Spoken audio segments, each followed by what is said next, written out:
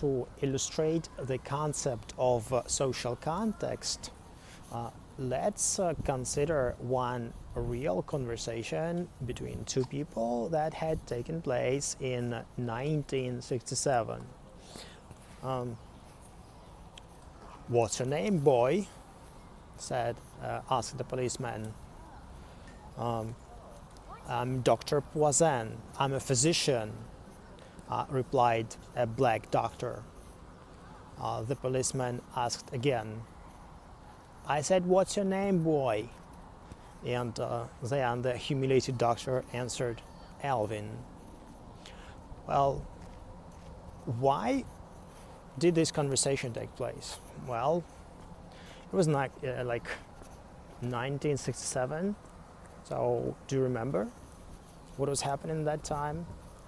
You probably don't, because I don't expect senior citizens to take my course as yet.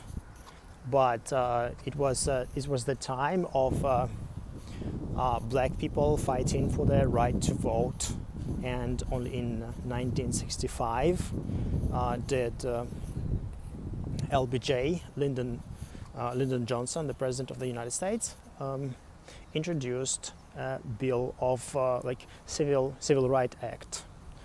And of course, at that time, black people were not treated equally, and that's how the police officer was trying to humiliate the black doctor, Dr. Poisson.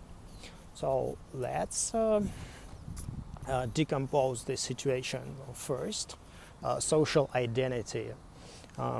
Dr. Poisson said, doctor, not just a name, to represent his identity, to communicate to the policeman that he's not some random guy. So he has a respectable profession, and he's an equal member of a community, quite a valuable member, because he treats people and helps them. So the reaction of the police officer was negative, because he was trying to show the inferiority of his conversational partner, despite his respectable role in the community. So the perception is important here, because it's different how the doctor and the police officer presented their identities.